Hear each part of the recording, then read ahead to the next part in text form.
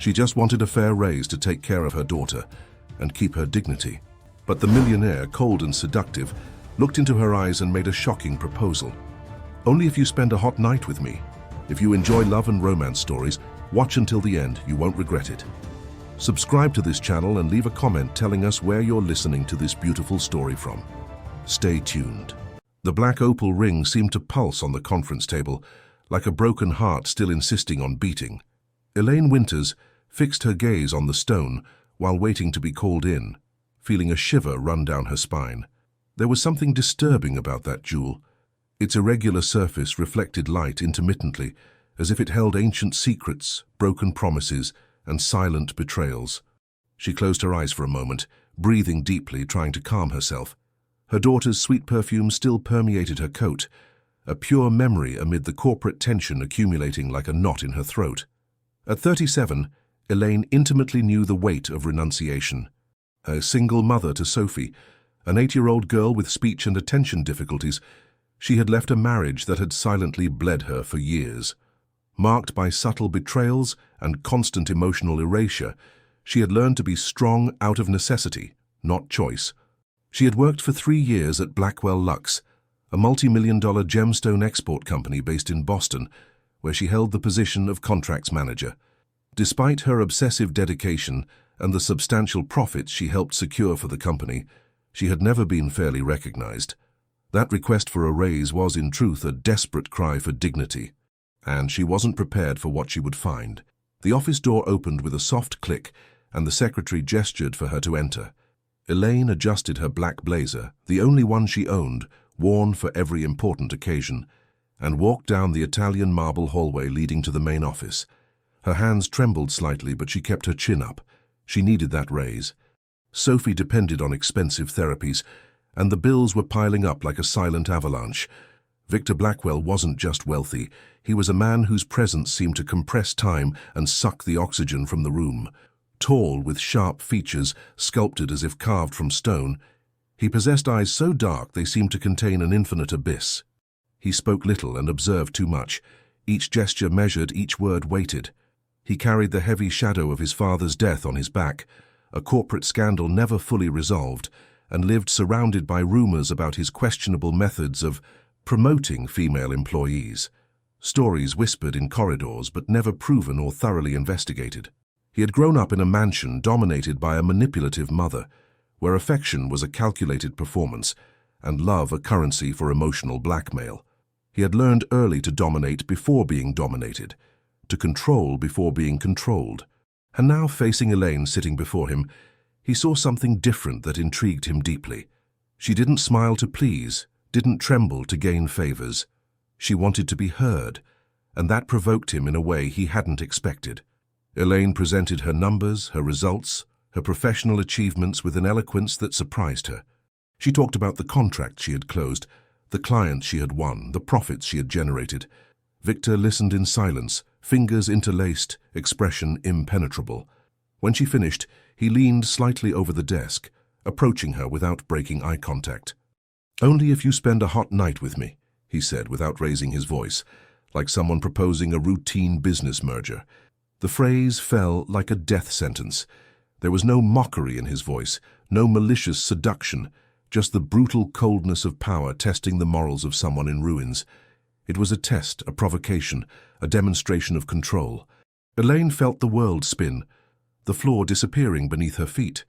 She rose slowly, grabbed her purse with trembling hands, and left without answering, leaving only the echo of her heels on the marble and the opal ring pulsing alone on the table. But the phrase stayed. The phrase haunted her in the days that followed like an incurable fever, echoing in her mind during sleepless nights. What consumed her wasn't just the outrage of the proposal, it was how he had seen her, broken enough to perhaps accept, desperate enough to consider. And the worst part was that, for one terrible and shameful second, she wanted to accept. Not to get the raise, but to show that she too could play that dangerous game. The following week, Elaine returned to Victor's office. She didn't apologize. She didn't hesitate. She simply planted herself before the desk where the opal ring still rested, as if waiting for her, and said with a firmness that surprised her, "I accept. but with one condition: you won't touch me. Victor looked at her with a smile that wasn't scornful, but of genuine interest. This was new to him, a challenge, a woman who accepted his rules but imposed her own. He leaned back in his leather chair, studying every detail of her face, the determination in her brown eyes, the tension in her jawline, the way her hands remained steady despite the almost imperceptible tremor. For the first time in years, someone had managed to surprise him. "Interesting," he murmured, picking up the ring and turning it between his fingers. "And where do you suggest this happens?" "You choose the place, I choose the rules." 2 days later, Elaine found herself in a hotel room suspended above the city, on the top floor of the Grand Meridian, surrounded by chandeliers that resembled melting rubies. The suite was a spectacle of opulence, a glass ceiling revealing Boston's starry sky, dark mahogany furniture, and a king-size bed covered with white silk sheets. Victor was already there when she arrived, wearing a dark dress shirt without a tie, more relaxed than she had ever seen him. They sat on the bed, clothed as per the agreement. Elaine proposed a game she had invented during sleepless nights. Every hour one of them would tell a secret, one they had never revealed to anyone. The eroticism of that night didn't come from touch, but from raw vulnerability, the emotional intimacy that unfolded like layers of an onion being peeled. At midnight it was Elaine's turn. She told him about the miscarriage she had hidden from her ex-husband for fear of being blamed, about how she had held the pain alone for months, pretending everything was fine while dying inside. Victor listened in silence, without judgments, without empty words of consolation, just presence. An hour later he revealed that at 12, he had heard his father pay for a female employee's silence who accused him of abuse.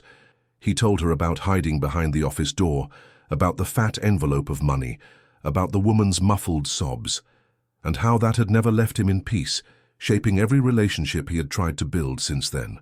At 2 in the morning, Elaine talked about the first time Sophie had a crisis at school, about how she felt lost and inadequate as a mother, about the guilt she carried for not being able to completely decipher her. Victor, surprisingly, shared his own battle with his father's image, how he grew up trying to be different from his father, but found himself repeating patterns of control he had sworn never to reproduce. The hours passed, and the silence between confessions became denser than any caress. There was a palpable sexual tension in the air, but not born of physical desire. It came from the dangerous intimacy of two souls completely bearing themselves. Elaine discovered that Victor played piano in the early hours when he couldn't sleep, that he had recurring nightmares about drowning, that he kept all the letters his mother never sent him. Victor learned that she wrote poetry on napkins during lunch, that she dreamed of traveling to Iceland to see the northern lights, that she still cried hidden in the bathroom when she missed her marriage, not her ex-husband, but the illusion of a complete family that Sophie would never have. When the first ray of sunlight crossed the window, one of the red lamps broke with a dry crack, scattering colored glass fragments across the floor. Neither of them slept. They lay there, side by side, without touching, but connected by invisible threads that had been woven during the night. Elaine felt she knew Victor better than she had known any man in her life, and that frightened her deeply. When she got up to leave, he gently held her wrist, the first real touch of the night. "This isn't over," he said, with a voice hoarse from fatigue and something else she couldn't identify. "I know," she replied, and for the first time since she had met him, she didn't feel afraid of him. She felt afraid of herself, of what she was beginning to feel, of the emotional precipice opening before her. Elaine left the hotel with the certainty that she was in control of the situation. She had no idea how wrong she was, and that Victor Blackwell wasn't just a dangerous man. He was a man who had made her his project long before that night existed. In the days that followed, Elaine began receiving enigmatic gifts. The first arrived at her desk on Monday, a small velvet box containing an antique brooch in the shape of a dragonfly, made of silver and small stones that looked like crystallized tears. There was no card, but she knew who it was from. Her female colleagues looked on with poorly disguised curiosity, whispering theories about her sudden proximity to the CEO. On Tuesday it was a book, 100 Years of Solitude, with various passages underlined by hand. One of them said, "It was inevitable. The scent of bitter almonds always reminded him of the fate of unrequited love." Elaine spent the whole night reading, trying to decipher what it meant, what message Victor was trying to convey through the marked lines. Wednesday brought something that genuinely disturbed her, a drawing made by Sophie, which arrived in her hands through the girl's teacher. In the drawing, a tall, masculine figure in a dark suit had angel wings on one side and small horns on the other.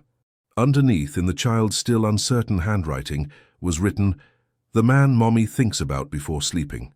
Elaine felt her blood freeze in her veins. How could Sophie know about Victor? And more importantly, how had he managed to influence even her daughter's drawings? Thursday, nothing. The silence was more disturbing than any gift. Elaine found herself looking at her phone, checking emails, waiting for something that didn't come. She realized with horror that she was developing a dependency on these mysterious manifestations, as if they were doses of an addictive drug she didn't know she was taking. Friday arrived with the most shocking gift of all, a copy of a thick dossier delivered by a courier who asked her to sign for receipt. On the cover, in golden letters, was written, "Ruby File." Elaine opened the document at home after putting Sophie to bed, and her world collapsed. The dossier contained names, photos, dates, and intimate details of all the women who had in some way become involved with Victor under some kind of bargain or agreement. There were secretaries who received promotions after nighttime encounters, executives who closed contracts under suspicious circumstances, even a consultant who was hired after a mysterious weekend at a countryside estate. Each page was a sordid revelation. Victor documented everything meticulously. Sexual preferences, emotional vulnerabilities, personal secrets that could be used as leverage. It was a control file, a collection of human trophies. And on the last page, with a date prior to his proposal in the office, was the name of Elaine Winters, accompanied by a photo of her leaving work and notes about her financial situation, about Sophie, about her divorce. The floor disappeared beneath her. She understood with brutal clarity. He had been studying her for months. She was part of a meticulous pattern, a piece in a much larger game than she had imagined. The night at the hotel, the confessions, the vulnerability, everything had been calculated. Victor didn't just desire her, he had chosen her, researched her, planned her seduction with the precision of a military strategist. Elaine spent the night vomiting, alternating between nausea and fury. She felt violated in a way that went beyond the physical. It was a violation of the soul, of her naivety, of the trust she had placed in those intimate moments. By morning, she was determined to confront him, to throw the dossier in his face and leave the company forever. But when she arrived at the office, she found Victor waiting in the reception with an expression she had never seen before, something between despair and regret. He led her to an empty meeting room, closed the door, and before she could speak said, "You read the file. How could you?" Elaine's voice came out hoarse, laden with pain. "How could you do this to me? Not to me, Victor. To all these women. Because it was the only way I knew how to relate," he answered without trying to justify himself. "Until you." "Lies. I'm just like all of them. Just another page in your damned file." Victor approached slowly, like someone approaching a wounded animal. "Do you want to know the difference between you and all of them? They're in the file because I slept with them. You're in the file because I couldn't get you out of my head."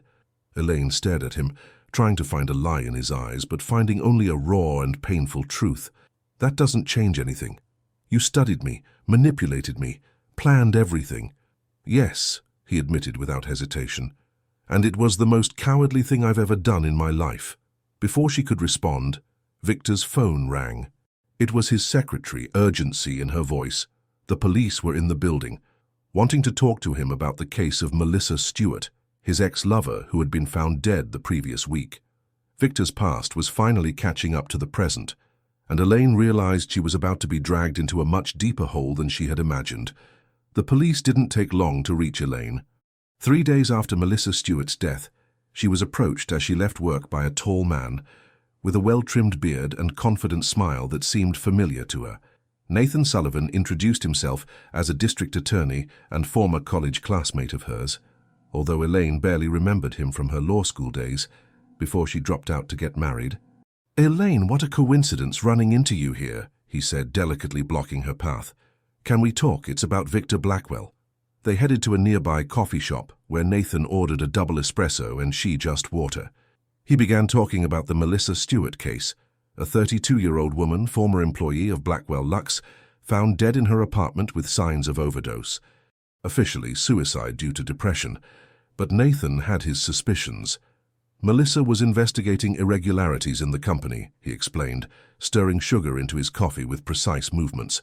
She had access to compromising information about Victor, and 3 days before she died, she withdrew a significant amount from her account, as if she was planning to flee. Elaine listened in silence, feeling a coldness grow in her stomach. Nathan continued, now with a more intimate tone. You know Victor better than most, don't you? I heard you two have a special closeness. I don't know where you heard that, she responded, defensive. Elaine, I'm trying to help you. Victor Blackwell is a dangerous man. He uses women, discards them when he no longer needs them. You have a daughter to protect. Nathan leaned over the table, lowering his voice. I need you to testify against him. Tell about his methods, about how he manipulates female employees. I'm sure you have valuable information. And if I don't? Oh, but you do. His smile turned colder. You spent a night together at the Grand Meridian. I have the security camera footage. I imagine how embarrassing it would be if that reached your ex-husband's ears, especially considering Sophie's custody. Elaine felt the world spin. Are you blackmailing me? I'm offering protection. Victor is a predator, Elaine. How many more women need to die before you realize that? She left the coffee shop with wobbly legs, her mind in turmoil. Nathan had planted seeds of doubt that grew quickly in her chest. What if Victor really was responsible for Melissa's death? What if she was just another piece in a much more sinister game? That night, after putting Sophie to bed, Elaine tried to process everything. She picked up the phone several times to call Victor, but always gave up. How do you ask someone if they're a murderer? How do you look into the eyes of someone you've begun to love and question if they're capable of killing? The next morning, she found Victor waiting at her door. He was leaning against his black Mercedes, wearing jeans and a simple t-shirt, a version of him she had never seen before. He looked younger, more vulnerable. We need to talk, he said, without beating around the bush. Nathan Sullivan approached me, she replied, crossing her arms. I know, he's trying to frame me for Melissa's death. And you? Did you kill her? The question came out more direct than she intended. Victor looked her in the eyes without blinking. No, but I can't prove that. And Nathan knows it. Why should I believe you? Because you know me. You saw who I am that night. I'm many bad things, Elaine, but I'm not a murderer. Victor told her about Melissa, how she had become obsessive after they broke up, how she had tried to blackmail him with false information about the company. He admitted he had paid for her to move to another state, that he had used questionable methods to distance her, but he swore he hadn't killed her. Nathan isn't interested in justice, he said. He wants to destroy my company. We've always had competing businesses, and he never forgave me for inheriting what he always wanted. So what do you want from me? To trust me? To give me a chance to prove I'm more than my mistakes? Elaine looked at him, seeing the vulnerability in his eyes, but also remembering the ruby file, the manipulations, the coldness with which he had proposed that first night. I don't know if I can, Victor. I don't know if I'll ever be able to trust you completely. Then let me show you. Let me protect you and Sophie while this gets resolved. Protect how? His smile was somber. The way I know how. Elaine realized she was being pulled into an emotional abyss. Between Nathan's legal threat, her growing attraction to Victor, and the need to protect Sophie, she felt suffocated. She no longer knew who was the villain and who was the victim in this story. And, most frightening, she began to suspect that perhaps everyone was both at the same time. The way Victor protected was even more frightening than Elaine had imagined. Nathan Sullivan woke up on a Monday with his bank account frozen due to a tax investigation that emerged from nowhere. So on Tuesday, he discovered that the building where his office operated had been sold to a shell company, and he needed to vacate by the end of the week. On Wednesday, he received an anonymous call informing him that photos of him in compromising situations with a married client were being offered to local tabloids. Elaine learned about all this through a furious call from Nathan, who accused her of having passed personal information to Victor. She denied it, but the truth hit her like a punch to the stomach. Victor had investigated Nathan as meticulously as he had investigated her, perhaps more. "You don't understand who you're getting involved with," Nathan shouted over the phone. "He'll destroy anyone who gets in his way, including you." "He wouldn't harm me," replied Elaine, but her own voice sounded uncertain. Melissa Stewart probably thought the same thing. When Victor showed up at her house that night, Elaine confronted him about Nathan. He didn't deny anything, only said he had neutralized a threat. His casual coldness in talking about destroying someone's life made Elaine realize she was dealing with a man capable of anything to protect what he considered his. "You're a monster," she said, backing away when he tried to approach. "I'm a monster who's in love with you," he replied, without trying to soften the truth. "And I'll do anything to keep you safe, even if I don't want that protection, especially if you don't want it, because it means there's still goodness in you, and I won't let my world corrupt you." Elaine found herself trapped in an emotional paradox. Victor was simultaneously her greatest threat and her greatest protector. She feared what he was capable of doing, but also felt inexplicably safe in his presence. It was like being in love with a tiger. The beauty and power were seductive, but the danger was real and constant. The following weeks were an emotional roller coaster. Victor made efforts to be gentle, to show the human side she had seen that night at the hotel. He brought flowers for Sophie, who had become enchanted with Uncle Victor and his expensive gifts. He helped Elaine with bills without her asking, transferring money to her account with a naturalness that left her simultaneously grateful and uncomfortable. But there were moments when the mask fell. Like when a company employee made a disrespectful comment about Elaine in front of other colleagues and was fired the same day due to restructuring, or when she casually mentioned she was thinking about looking for another job and all the companies to which she sent her resume mysteriously lost their vacancies. "You're imprisoning me," she said during a particularly intense discussion. "I'm freeing you," he responded, "from financial worries, from men who want to use you, from a world that doesn't value you. Not by giving me choices. By giving you the only choice that matters. Stay with me or live always looking over your shoulder." The tension between them grew each day. There were moments of genuine tenderness, when he helped her bathe Sophie, when he napped on the living room couch while she worked, when he looked at her with a vulnerability that broke her heart. But there were also moments of suffocating control, when she felt she was losing her identity, becoming just an extension of his will. Sophie, in her childish innocence, was the only point of light amid the chaos. She adored Victor, who had infinite patience with her communication difficulties. He had discreetly hired the best therapists for her, plus a private tutor who helped her with studies. Elaine saw her daughter flourish in a way she had never been able to provide alone. "You're buying her love," Elaine accused one afternoon after seeing Sophie run into Victor's arms when he arrived. "I'm giving her what she deserves," he responded, lifting the girl into his arms. "And you too. I didn't ask for this, but you need it. You both need it." Elaine realized she was losing the battle, not just with Victor but with herself. She was getting used to the easy life, to the protection, to the feeling of being so intensely desired, and that frightened her more than any external threat. One night, while Sophie slept and they sat on the balcony of her apartment, Victor took her hand and said, "I know you're afraid of me. I know you should be afraid. But I also know you love me, even if you don't want to admit it." Elaine didn't answer, but she also didn't withdraw her hand, because he was right. She loved him with an intensity that frightened her, loved his strength and his vulnerability, his protection and his possessiveness. She loved the man he was with, Sophie, gentle and patient. And she hated the man he was with, the rest of the world, cold and calculating. "What do you want from me?" she finally asked. "Everything," he replied, bringing her hand to his lips. "Your trust, your love, your life. I want you to stop fighting this and accept that we belong to each other. And if I can't, then I'll wait. I'll wait until you realize there's no life for you without me. Because there's no life for me without you." Elaine looked at him, seeing the determination in his eyes, and realized she was about to make a decision that would change everything.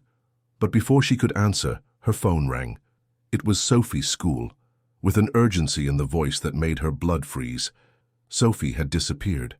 The school principal explained in panic that a woman had presented herself as the girl's new babysitter, with an authorization apparently signed by Elaine.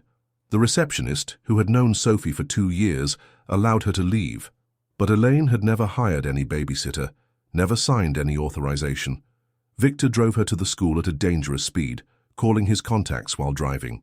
In 20 minutes, there were 3 cars with private security guards searching the city, traffic cameras being checked, and tracking being done on all phone calls related to the school.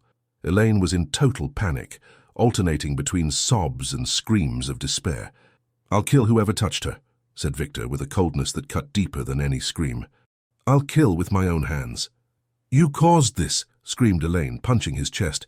"Your enemies, your games, your manipulations. Now they've taken my daughter." Victor didn't defend himself. He just held her fists and said, "I'll bring her back, even if I have to burn the entire city." For 3 hours they had no news.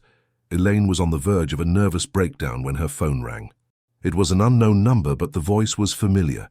Nathan Sullivan. "Your daughter is fine," he said without preamble. "For now. Where is she? What do you want?" "I want you to testify against Victor. I want you to tell everything about his methods, about the Ruby file, about how he manipulates women. And I want you to do it tomorrow, before the jury." "You're a monster," whispered Elaine. "I'm a man doing justice. Victor Blackwell has destroyed many lives. It's time to pay. And if I refuse, then your daughter will have an accident. Nothing that can be traced back to me, of course. A special child like her. Accidents happen." Elaine hung up the phone and told Victor everything. He listened in silence, his face transforming into a mask of controlled fury. When she finished, he picked up his own phone and made a call. "Find Nathan Sullivan now, and when you find him, don't call me. Just finish the job." "No," Elaine grabbed his arm. "Not like this. If you kill him, I'll never know where Sophie is." "Then what do you want me to do?" "I'll testify against you," she said, the words coming out like ground glass. "I'll do what he wants." "Elaine, no. That will destroy me. I don't care. I want my daughter back." Victor looked at her with an expression she would never forget. Pure pain, betrayal, but also understanding. "All right, but with one condition. You let me prepare my defense. You let me show who Nathan really is." That night, Victor revealed everything about Nathan. He wasn't just an ambitious prosecutor. He was a man who had tried to dethrone Victor since college, who had been rejected by several women who later became involved with Victor, who had lost a family inheritance in bad investments while watching Victor prosper. His obsession with Victor's downfall had become personal years before the Melissa Stewart case. "He killed Melissa," said Victor, showing evidence he had collected. "She was blackmailing him too, not just me. She had discovered that Nathan was diverting money from cases he won. He killed her to silence her and decided to blame me." "Why didn't you show this to the police before?" "Because I obtained this evidence illegally. It wouldn't hold up in court.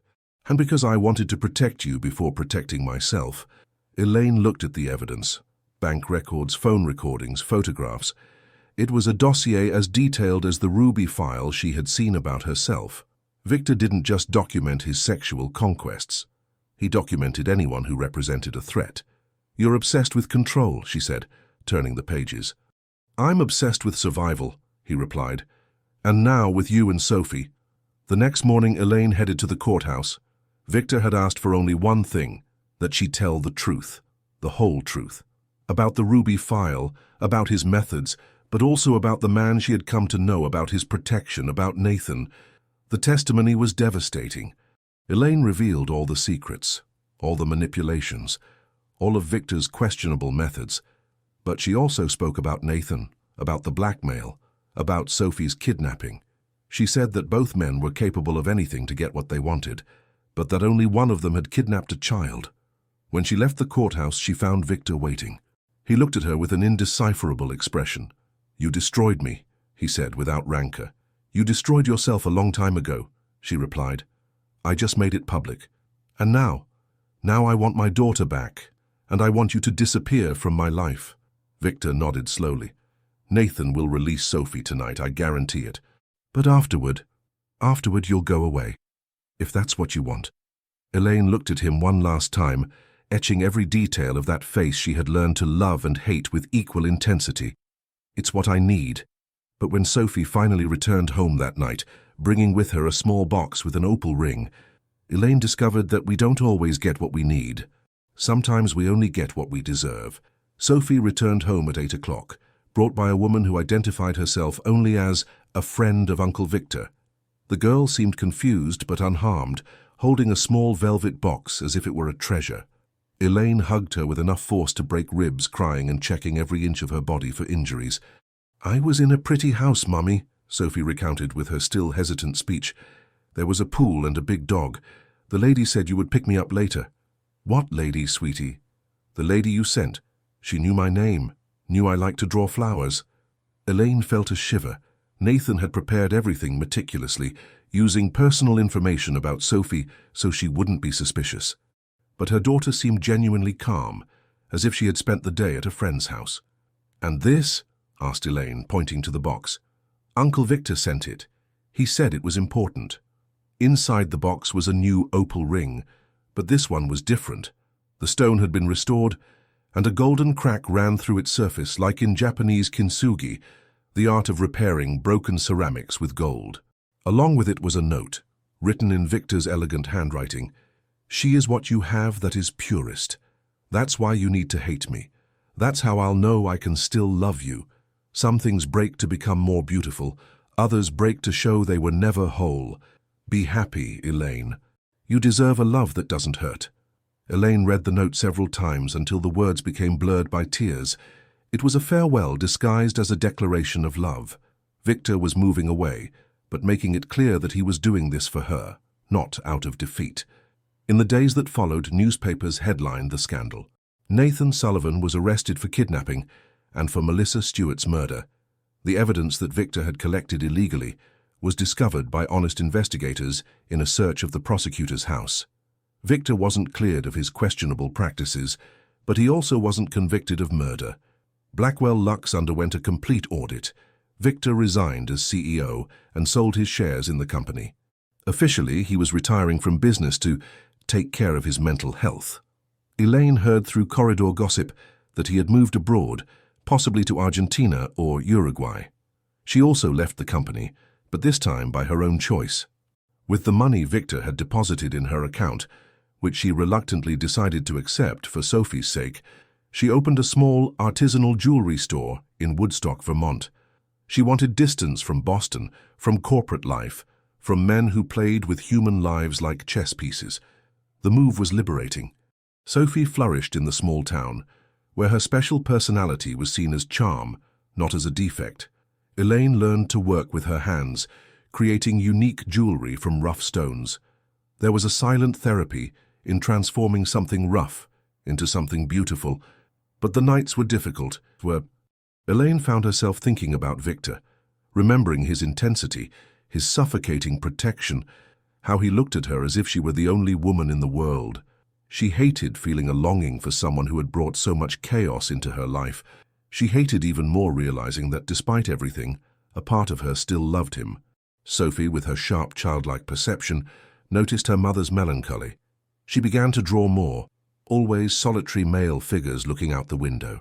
When Elaine asked about the drawings, she just said, "It's the man you forgot to love, right, Mummy?" Months passed. The jewelry store prospered, especially among tourists visiting the town. Elaine created a special line of rings with cracked stones repaired with gold, her interpretation of kintsugi. It became her specialty, and she sold each piece, telling the story that some things break to become more beautiful. One day, a customer specifically requested an opal ring with a golden repair. Elaine found it strange, since she rarely worked with opals. They were unstable stones, difficult to handle. But she accepted the challenge. When she finished the piece, a week later, she realized she had created something almost identical to the ring Sophie had brought that terrible night. The coincidence disturbed her. She put the ring in a drawer, unable to deliver it. That night she dreamed of Victor. He was standing at the door of her shop, thinner with longer hair but with the same intense eyes. In the dream he didn't speak, just extended his hand, and she, against all logic, walked toward him. She woke up startled, her heart beating fast. She looked out the window and saw only the empty street of the small town, illuminated by antique lamp posts. But for a moment, she was certain she had seen a familiar shadow moving away. Elaine got up, went to the drawer, and took out the opal ring. The stone seemed to pulse in the moonlight, as if it were alive. For the first time since she had moved, she wondered if she had made a mistake, if she had let something escape that, despite being dangerous, was real. But before she could delve deeper into that thought, she heard Sophie calling from her room. She put the ring away and went to take care of her daughter, pushing the doubts to the back of her mind. Some wounds, she thought, were better left closed, even if that meant never discovering if they could have healed in a more beautiful way. Autumn arrived in Woodstock with a golden melancholy that perfectly matched Elaine's state of mind.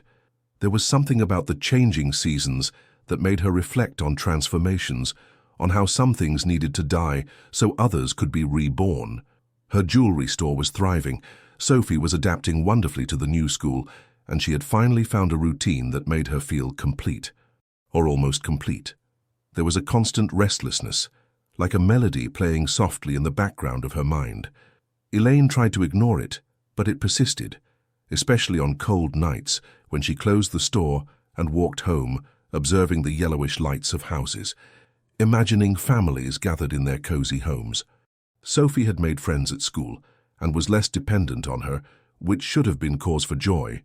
But Elaine found herself with more time to think, to remember, to question the choices she had made, especially when working with broken stones, transforming them into jewelry through kintsugi. She couldn't help thinking about Victor. One Thursday morning, while arranging pieces in the display case, Elaine noticed a man standing across the street observing the store. He was tall, wearing a dark coat, and kept his hands in his pockets. Something about him made her think of Victor, but when she looked again, he had already disappeared. Probably imagination, she thought, returning to work. But the man appeared again on Friday, this time closer, and on Saturday he was sitting at the corner cafe, reading a newspaper, but she could feel his eyes on her. Elaine began to get nervous. Was it one of Victor's men? Or worse, someone sent by enemies he had left behind? On Sunday, she decided to confront the situation. She left the store during lunch and walked directly to the cafe where the man usually sat. But when she got there, she found only an empty table and a waiter who said he didn't remember any customer matching that description. "Perhaps the lady is a bit stressed," suggested the waiter with a gentle smile. "Sometimes our mind plays tricks on us." Elaine returned to the store feeling ridiculous. Perhaps she was indeed creating things in her head. The quiet life of the small town had given her too much time to think, to imagine threats where none existed. But on Monday, when she arrived at the store in the morning, she found something that made her blood freeze. An envelope slipped under the door. Inside there was a single sheet of paper with a handwritten phrase, "You are well. Sophie is well, that's all that matters." It wasn't signed, but Elaine immediately recognized the handwriting. It was Victor's. He was in town, or at least had been recently, observing her, protecting her from a distance, making sure she was safe. A mixture of panic and something like relief took hold of her. Panic because it meant the past hadn't really been left behind. Relief because in a secret part of her heart, she had missed the security his presence provided. That night, after putting Sophie to bed, Elaine went out to walk through the empty streets of the town. There was something she needed to do, a conversation that needed to happen. If Victor was nearby, she wanted to find him. She wanted to understand why he hadn't completely disappeared from her life, as he had promised. She walked to the central square, where an ancient fountain was illuminated by soft lights. She sat on the bench where she used to take Sophie to play and waited. She didn't know if he would appear, but she was sure he was watching. 40 minutes later, she heard footsteps on the grass. Without turning, she said, "I knew you were here." "I knew you knew," replied the familiar voice, deep and slightly hoarse. Elaine turned slowly. Victor was standing a few meters away, thinner than she remembered, with longer hair and stubble. He wore simple clothes, jeans and a leather jacket, but still maintained that magnetic presence that always disarmed her. "Why didn't you go away?" she asked, trying to keep her voice steady. "I did," he replied, approaching slowly. "I lived 6 months in Uruguay. I tried to forget. I tried to build a new life. And I discovered there is no new life when you leave behind the only thing that matters." Elaine felt her heart race. "Victor, we talked about this. We can't what?" he interrupted, sitting at the other end of the bench. "We can't be happy. We can't try again. We can't ignore everything that happened. You're dangerous. Your life is dangerous. My life has changed. I've changed. How? Victor took a deep breath before answering. I sold everything. The company, the properties, the investments. I donated half the money to charities. I did therapy for 6 months. I learned that controlling is not protecting. And the other half of the money? It's in an account in Sophie's name, for when she grows up, so she never has to submit to men like I was. Elaine looked at him, searching for signs of lies but finding only a raw sincerity that frightened her. Why did you do that? Because you showed me there's a different way to live. That power isn't possession, that love isn't control. Victor, I didn't come here to win you back, he said, raising his hand to interrupt her. I came to say a real goodbye, to thank you for saving me from myself. Elaine felt tears burn her eyes. You don't need to thank me. I do. You were brave enough to confront me when I was lost. Now I want to be brave enough to let you go. He got up, walking toward the town lights. Elaine watched him walk away, feeling a pain in her chest she hadn't expected. Part of her wanted to run after him, wanted to shout that she still loved him, that maybe they could try again. But another part, the part that had learned to protect herself, the part that thought of Sophie, remained seated on the bench, watching his silhouette disappear into the cold autumn night. Elaine spent the whole night awake, reliving every word of her conversation with Victor. There was something different about him, a quietness that didn't exist before. The man she had met in Boston vibrated with a dangerous energy, like a high-tension wire. This man she had met in the square seemed at peace, and that confused her more than any manipulation or power game. The next morning, she found another envelope under the store door. This time inside was an old bronze key and an address written on the same paper, Magnolia Street, 247, in the back. Elaine knew the street. It was one of the oldest in town, full of colonial houses that had been restored. She put the key in the drawer along with the opal ring she had made weeks earlier, trying to focus on work. But her mind kept returning to that address, to that key, to the possibilities they represented. Sophie arrived home from school earlier that day, bringing a new drawing. This time, she had drawn 3 figures, a woman with brown hair, a small girl, and a tall man holding both their hands. Above them, a sky full of golden stars. "Mommy, why are you sad?" asked Sophie with that disconcerting perception that special children sometimes possess. "I'm not sad, sweetie." "Yes, you are. You keep looking far away as if you've lost something." Elaine knelt in front of her daughter, adjusting her curly hair. "Sometimes adults get confused about what they want, Sophie. It's not sadness, it's doubt. Doubt about Uncle Victor?" Elaine's heart almost stopped. "Why do you think that?" "Because I dreamed about him yesterday. He was planting flowers in a garden, and you were watching from the window, wanting to help, but afraid to leave the house." Elaine hugged her daughter, feeling tears burn her eyes. "Do you miss him?" "Yes, he was kind to me." "And you smiled more when he was around, even when you pretended to be angry." That afternoon, after closing the store, Elaine walked to Magnolia Street. Number 247 was a yellow colonial house with blue windows, surrounded by a well-kept garden. There was a side entrance that led to the back, where she found a small guest house, almost hidden among the trees. The key opened the door easily. Inside, Elaine found a simple but cozy space. A living room with a fireplace, an American kitchen, a bedroom with a double bed. Everything was impeccably clean, and there were fresh flowers in vases throughout the house. On the living room table, another envelope. "If you're reading this, it means you decided to come. This house is yours if you want it.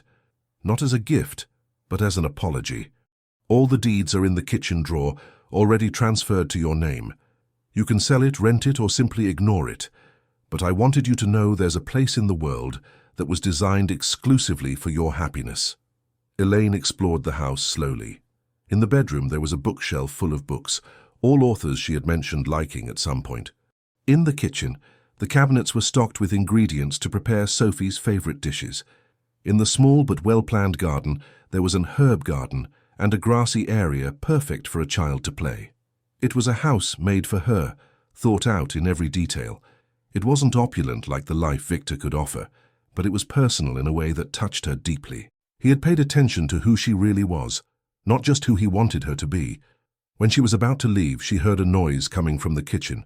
Her heart raced. Could it be Victor? But when she entered, she found only a striped cat climbing through the open window, carrying a small mouse in its mouth. "Hi, you," she said, kneeling to pet the animal. "Do you live here?"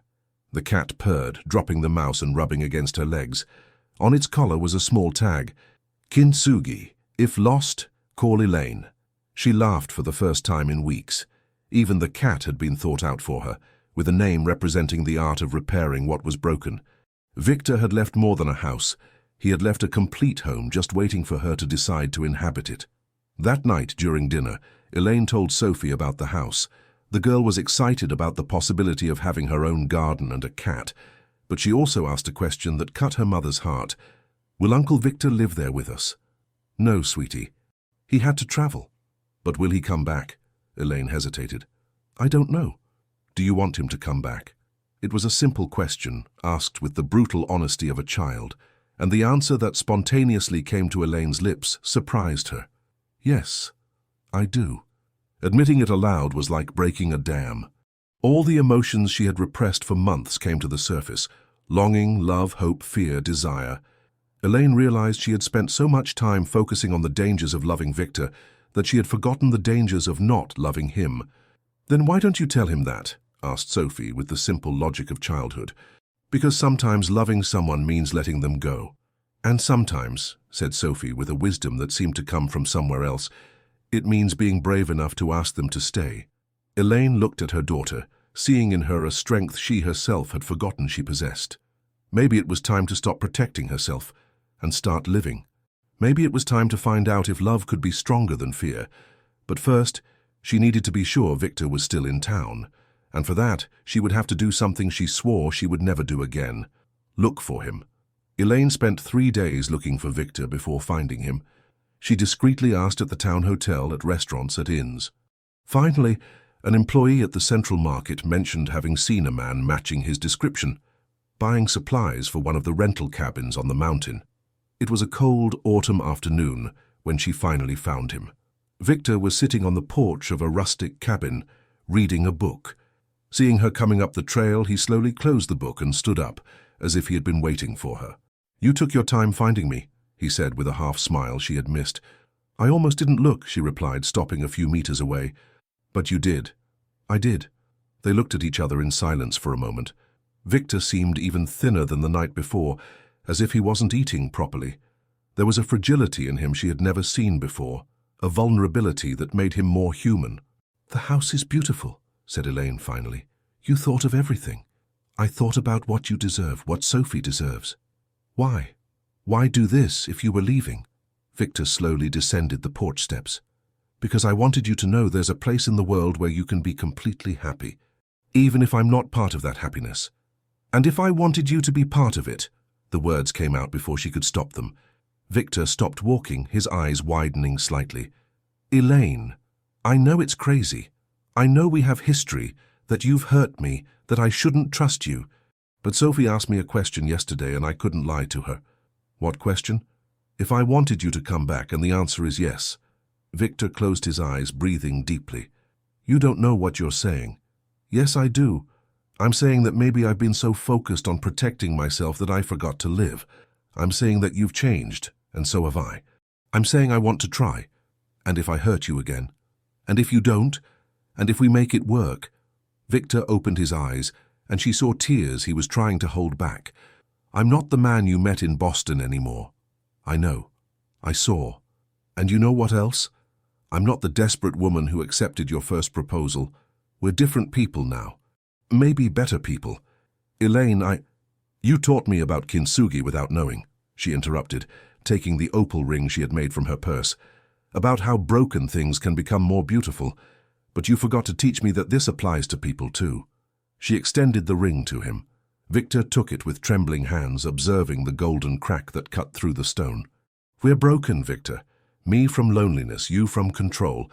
But maybe we can fix each other. Maybe we can be more beautiful with our golden scars."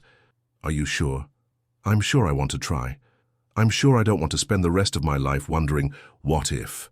I'm sure I love you, despite everything." Victor let the ring fall to the ground and pulled her into his arms in a desperate movement. The kiss was different from all others.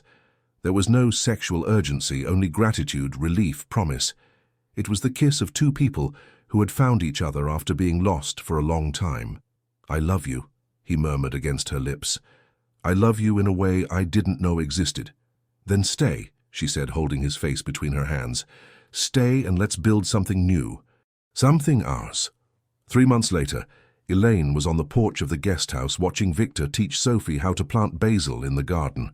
The girl laughed at something he had said, and he smiled back with a tenderness that made Elaine's heart tighten with happiness.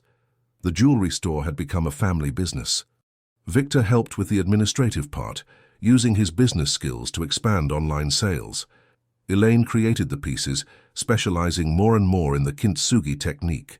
Sophie helped them by organizing the stones by colors and sizes, a task she loved. It wasn't perfect. There were days when Victor struggled against his old control instincts.